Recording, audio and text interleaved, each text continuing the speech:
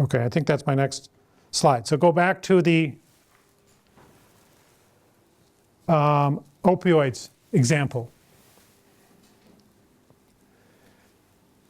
So if you go back about 15 years, let's say go back 20 or 25 years. Heroin was expensive. It had the fixed costs. It was kind of dominated. It was very rare for people to, compared to using prescriptions, using the heroin was pretty unusual. Then heroin started to get cheaper.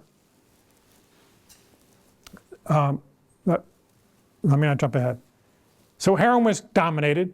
All the action was in prescriptions. So whatever was happening to the price of prescriptions was a driver of what people was going on. And there was a period of time from, say, the year 1995 or 2000 until about 2010, prescriptions were getting cheaper. People were consuming more of the opioids.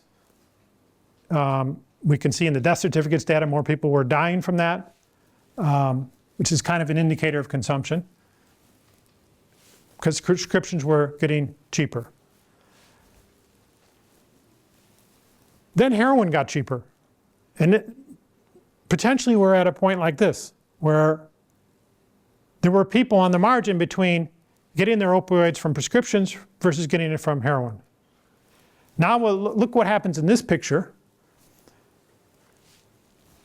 if we make prescriptions more expensive. What's going to happen to the red line? It's going to get steeper, and we're going to make C's no longer a choice for them, preferred choice.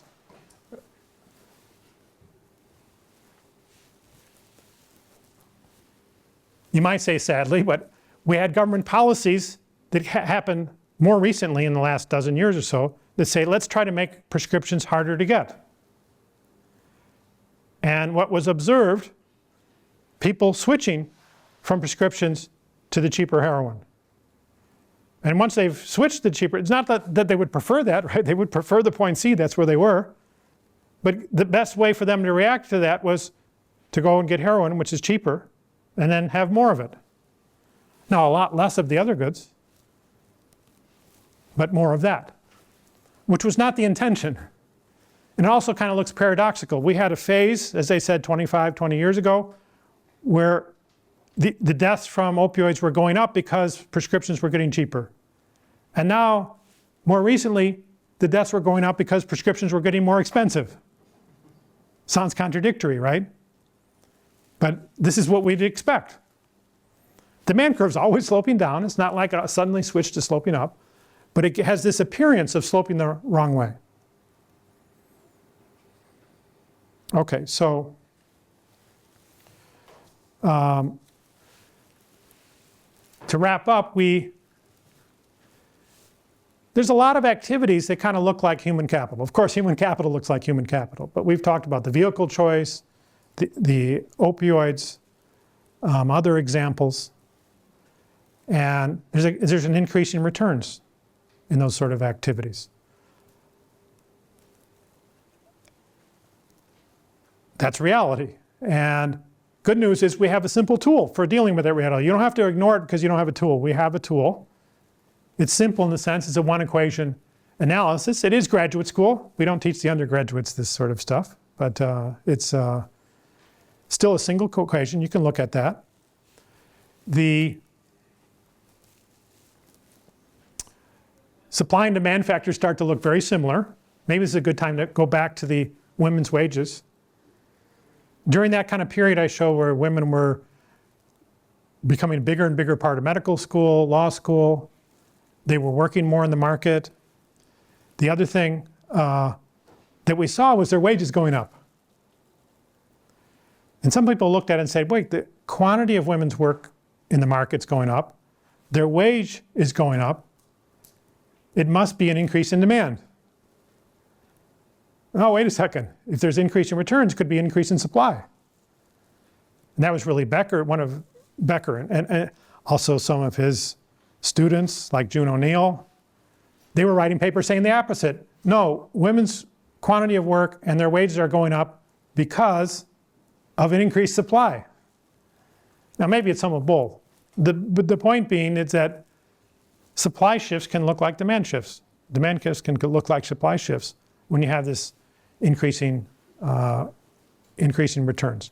Really kind of the problem, if you want to call it a problem, the problem is that in these applications, like in the labor market, the wage is really a quantity times a price. It's a quantity of human capital, right? And that's what we're seeing today. We have P of H. There's kind of a quantity that's determining what we might otherwise call a price. The constant effects model is misleading, again, because we have these zones where the prices can't really get much higher or can't get much lower. But there's a zone where we transition from the high price to the low price. And then we can have substitution effects that seem like they go in the wrong direction. You raise the price of all the opioids, and you could have people consuming more opioids because their best response is to switch to the cheaper ones. And once it's cheaper, consume more. So this may help you with problem set 7. I don't know if you've looked it over yet, but we had a similar setup. So I hope these tools kind of help with that. We can end a little early today. And I hope we see Murphy back on Wednesday, but if not, please watch your email and we'll let you know. Yeah. Does the entire analysis does it have any implications for incidence of taxes? Are there any papers like that you've explored that, like incidence of taxes in such markets? There's not a lot because we don't have the analytical tool. People kind of ignored it. So there's a lot of analysis that when you have a new tool, you can go back and revisit these questions.